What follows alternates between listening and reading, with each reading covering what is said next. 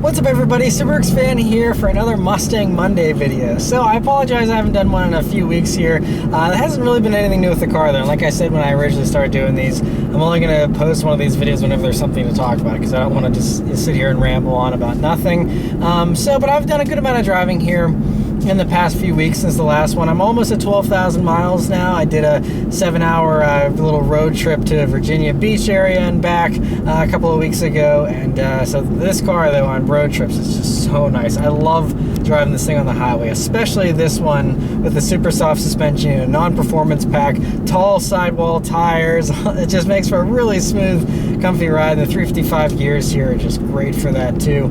And so yeah, I mean, I really am enjoying it still. I still have not gotten the quarter window louvers painted to put on, but I did buy the tape stuff to put them on. So you know, I'm going to be using the I guess the exterior molding tape stuff that is 3M and super strong.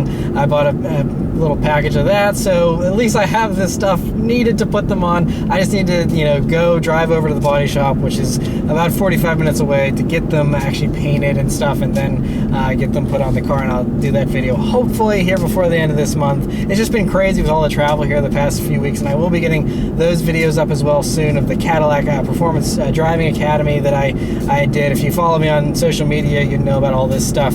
So that video will be coming. The video from this event that I went to with Pennzoil will be coming, with the Optima Ultimate Streetcar Invitational. That was a lot of fun, and so that video will be coming as well. Probably maybe a couple videos for that. Got a cool ride in an Evo 9 race car and stuff like that. It was all kinds of fun. So, but yeah, other Mustang updates though here. Really the big stuff is on news and rumors about the 2018s. For those of you that are still kind of curious about the 2018 Mustangs, I know, you know, still a lot of people don't love them. I've really warmed up to the styling a lot, and I kind of really like it. I think they're almost even to me now. I like the 2015 to 2017s and the 2018s about equally as well. I still probably prefer this a little bit, but not by much. So about the 2018s, and my personal thing that I'm interested in with the 2018s is whether or not they're doing a bullet. And I continue to hear from more people that have connections, that are kind of in the know, that are like, they've been hearing that there is a bullet and they're confident that there will be a bullet. And so I think it's getting to the point where most people agree there will be a bullet. It's just a matter of when. And you know, like I've guessed in the past, it'll probably be sometime around the LA Auto Show, maybe earlier. That would be great if it was earlier than November, because I'm getting kind of antsy, and that's one thing that I was going to mention here a little later on, but I guess I'll mention it now. I really do want an exhaust now. Like before, I was like, well, I'm happy with the stock sound. It's good, and it still does sound good, especially if you don't have the radio on and stuff. But with the radio on, you really can't hear anything at all.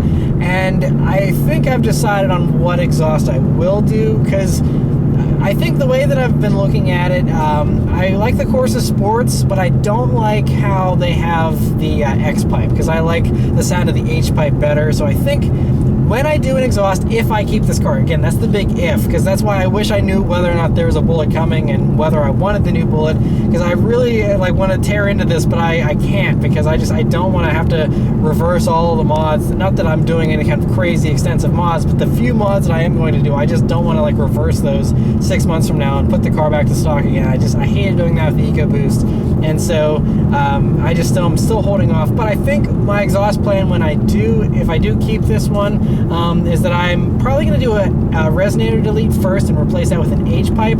They say that makes it about 20% louder, and I'm going to start with that and see if that's enough sound for me. If not, then I'm going to just get the Axleback Corsa Sports, I think is what my plan will be, and just do those mufflers with the H-pipe. And usually the Corsa Sports system has the double helix X-pipe and then those mufflers. So doing the H-pipe with those mufflers should probably give it a different sound, but a similar type of volume that everyone says is pretty livable still for a daily driver and stuff with the Corsa Sports. I'm not doing Corsa Extremes. I know everyone wants me to either get a Roush Axlebacks or Corsa Extremes. Both of those are extremely loud and way more in your face with the sound that I want it to be. So that's not happening for a daily driver for me. I just can't do it. Ideally, like I said, the 2018 Bullets will come out. I'll get one of those. It'll have an active exhaust, and I can just leave that one stock and just flip a switch whenever I want it to be loud, and that would be the ideal setup. So we'll just have to wait and see, like I said, once again, about the bullets. But the other really interesting tidbit that actually was revealed on the Mustang 6G forums this past week, because there's been people that have been posting up every new picture of 2018s that's found out there on the web, and there was a photo shoot that was being done recently, and the interesting thing was, first off, it showed the analog gauges, because so far for the 2018s they've been showing the digital gauges and how cool those look, but we know that digital gauges are only going to be on like the top level trim, and so for every other model it's still going to have analog gauges, and it looks like now we finally saw a picture of what the analog gauges look like, and it looks like a similar font to what we have here with the 2015 and 17s, but you can see there's a higher red line, a much higher red line. My car, the red line, it's a soft red line at like 6,500, but it actually will go to 7 grand in my car here, but that one looks like the red line starts, it's a firm red line at like 7,400 or something, so really high. I mean, still not as high as a Shelby, and you know, almost 1,000 off from a Shelby still as far as RPMs go, but still, it's going to be a really high revving motor. I mean, that's like what the red line was in my BRZ,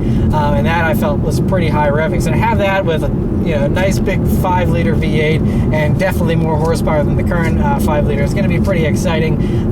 But the other interesting thing about this interior picture that you might have seen here is that that car has cloth seats, but it has the large center screen. So there's two different possibilities for what this could mean. Either it means they're making that large center screen standard on all models, and even though that's a base model, it doesn't have some of the nicer trim pieces and the cloth seats, it has the big screen, which would be really cool, and that would make it the best standard largest touchscreen out there in the muscle car realm, at least, which would be cool. The other thing that I think is more likely possibility is that they could be breaking it down kind of like how the Shelbys do, where right now you can get a Shelby with the base small little stereo screen and then the cloth Recaros, or you can still stick with the cloth Recaros in the Shelby, but you can get an electronics package, which is cheaper than doing the full luxury package with the luxury seats and stuff, and they're two separate packages. So that could be an option that you can now, maybe for 2018s, buy a base car and just get a technology package or an electronics package that gives you the bigger screen, and I think that would be a huge hit because a lot of people don't care about the leather, but they don't want to have a little screen that looks like it's from 2005. So that would be pretty nice. Either way, it's just good news to see that big screen paired with the cloth seats. The more options they give people, the better. And so that's a very interesting development here with the 2018s for those of you that are curious and interested in it. But yeah, that's really just about it as far as all the little updates here on the Mustang here for this Mustang Monday. And I promise I'll get those quarter louvers on eventually, although it's kind of, again, another thing I want to try it out, and I want to definitely put it on this car, even though that's something I will have to take off if I get rid of it. I just want to try them out to see if it's something I'm going to want to put on a Bullet if I do end up getting a Bullet, because I'm still a little undecided about the decreased visibility, and so it's going to kind of just be a little trial period here on this one and see how those quarter window louvers impede my vision, and if it's annoying or something that is worth the sacrifice for the cooler looks, in my opinion. But yeah, so anyway, thank you guys very much for watching this little update. Let me know if there's any other video ideas you have for these. I still will do a POV at some point. Just, again, with the busyness of everything, going out, to the good roads near me is a little bit of a further drive. I just haven't had the time to do all that. But I will do a POV at some point. And if there's anything else you'd like to see in regards to the Mustang, once again, always leave it in the comments below. Anyway, once again, thank you guys very much for watching. I'll see you next time. Take care.